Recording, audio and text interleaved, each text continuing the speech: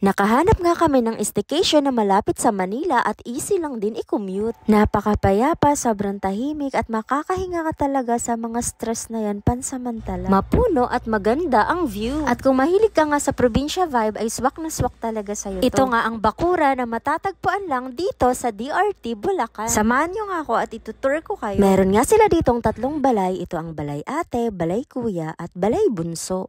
At bawat balay ay magaganda. Nahirapan pa nga kami na pumili kung saan kami tutuloy dyan. Napaka-aesthetic niya rin talaga. Ang simple ng datingan pero may dating. Kaya perfect na perfect talaga itong pang Instagrammable, mga aesthetic vibe. Ito na talaga yung staycation na hinahanap nyo guys. Napakamura nga lang din dito dahil wala pang 5,000 pesos. Kuhang-kuha talaga ang relaxation na hinahanap mo. Dito nga kami tumuloy sa balay ate dahil nga napaka-cute niya lang at napakalapit niya sa swimming pool or tinatawag nila dito na languyan. Ang ganda ng design, sa labas pa lang talaga mapapawaw ka na talaga. Ito ang aming balay. Para siyang kubo na pinasosyal, ganun yung atake niya. At si balay ate, wala kayong makikitang table or mga upuan dyan sa kanyang labas. Unlike doon kay balay kuya at balay bunso na meron kayong pwedeng pagtambayan. Tignan naman natin ang loob. At pagdating nga sa loob ay napaka-cozy niya talaga, napaka-aesthetic. Lalo na yung mga design talagang pinag-isipan talaga. Meron nga rin sila ditong napakalaking salamin na perfect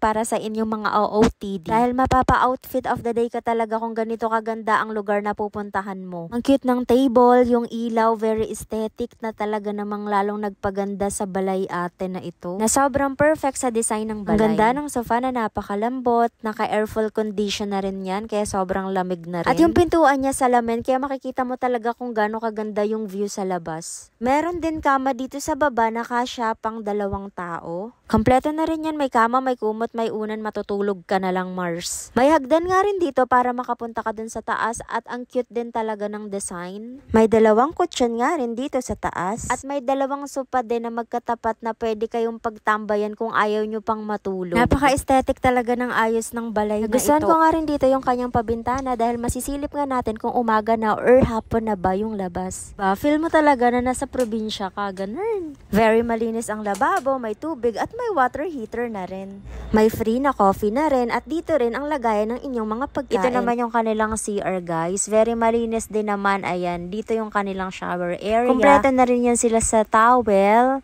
And yan guys, sobrang okay dito. Kaya wag na kayong mamroblema pa. Pupunta na lang kayo at magre-relax talaga. At may minimalist na salamin para makapag-selfie kayo. Sa mga nagtatanong kung ilan ang kasya sa isang cabin, 6 na persons po yung maximum. For cabin accommodation is 3,800 per night for 2 persons every Monday to Thursday. Pag Friday, Saturday, and Sunday naman, 4,800 or 4,800 per 2 persons. Kung magdadagdag naman kayo ng guest, magdagdag lang kayo ng 1K per head. Basta 6 na tao ang kasya sa isang cabin, including na infants and kids. And upon check-in, magko-collect din sila ng 1,000 pesos for security deposit. At ibabalik din naman ito pag check-out kung wala tayong nasira na property sa loob. At dito nga sa gilid lang ng balay ate, makikita na ninyo ang napakalawak nilang pool o tinatawag nilang languyan. Mag-e-enjoy talaga kayo na lumangoy dito. Meron nga rin 3 lamesa dyan na nakatapat sa kanilang languyan. Dito ay pwede tayong tumambay, kumain, magkape, or di kaya magkwentuhan habang nakatingin sa kanilang languyan. Naka-ready na nga ako para makaligo na. Syempre, dapat naka-proper swimsuit tayo kasi sayang naman ang ganda ng view.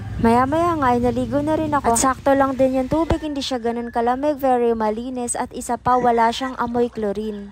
Makakarinig nga rin kayo dito ng mga tiktilaok ng manok gaya ng naririnig nyo ngayon, mahuni ng ibon at iba pa. Kung mahilig na kayo sa ganitong vibe, isama nyo na to sa list nyo. Kaya enjoy talaga kayo, ala probinsya yung style dito. Dahil dito pa nga lang ay makakapag-relax ka na talaga ng bongga.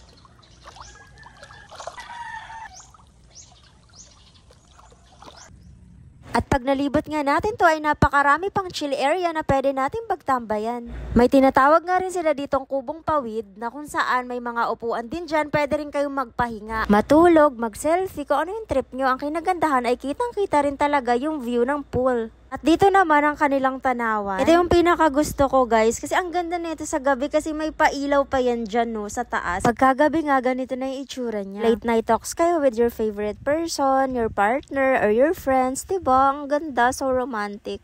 At dito nga sa Tanawan ay matatanaw nyo nga ang ilang area ng kanilang bakuran. Especially nga itong kanilang swimming pool dahil nagsisilbi na siyang overlooking view. Ang ganda ng place na to, panalo talaga. Province vibe talaga. Good morning! Good morning! Hello! At kung meron nga rin kayong mga fur babies na hindi nyo maiwan-iwan sa bahay, ay pwedeng-pwede nyo dalhin dito dahil pets friendly sila. Diba? Nakakatuwa.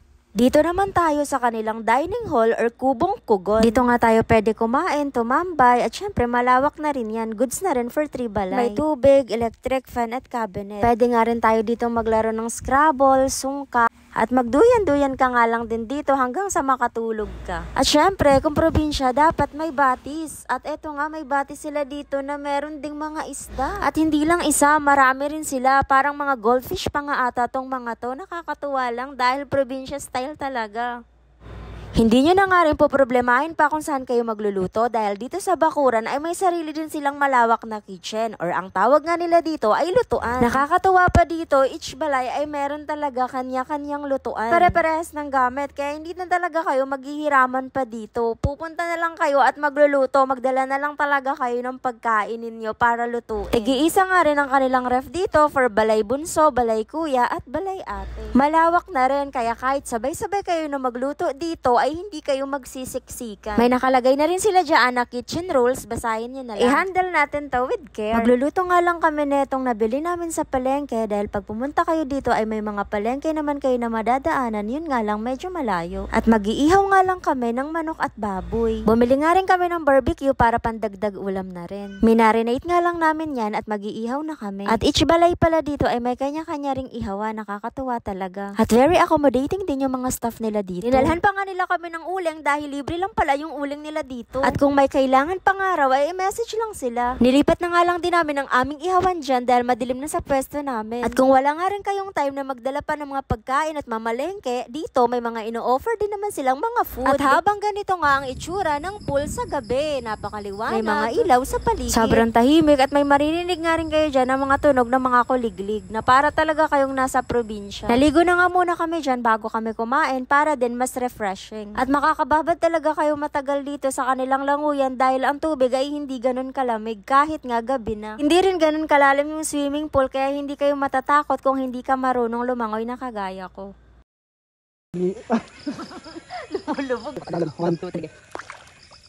Makakapag-banding talaga kayo dito ng bongga. Maganda nga rin kung marami kayo para mas masaya rin. Maya-maya nga ay pumasok na rin kami para makakain na. Ito nga yung inihaw namin na kulang sa lasa at sunog pa nga. May prutas din kami, mangga, banana at may pipino rin. At hindi na nga ako nahintay ng isa, gutom yarn.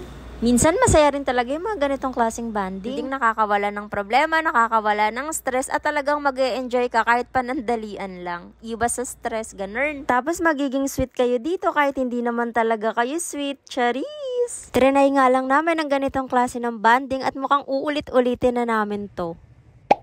Aga nga rin akong gumising dahil maya-maya nga ay mag-out na kami. At ang ganda nga ng sikat ng araw dahil nakatapat talaga siya sa balay. Swerte nga rin daw yan pagka ganyan. At nagkapinga muna ako dito sa labas habang nagmumuni-muni habang ini-enjoy ko yung paligid. Hindi ko na nga rin na-tour sa inyo yung dalawang cabin. May guest din kasi. At kung gusto nyo nga rin na kayo lang ang tao dito ay pwede nyo naman i-accommodate ang 3 cabin. At ang rate nila for Monday to Thursday 15,000 per night for 12 persons. At pag Friday, Saturday, and Sunday naman 10,000 per night for 12 persons. At 1,000 per head nga for additional guests. Maximum of 18 guests, kasama na nga doon ang infants at kids. Kaya naman kung trip nyo nga rin itong ala probinsya vibe na staycation na ito nga ang bakura na matatagpuan lang sa DRT Bulacan. Kaya book na guys. Balik na nga rin ako sa aming balay dahil pauwi na kami. At salamat sa pagsama. Samahan nyo ulit kami sa aming susunod na gala. Bye!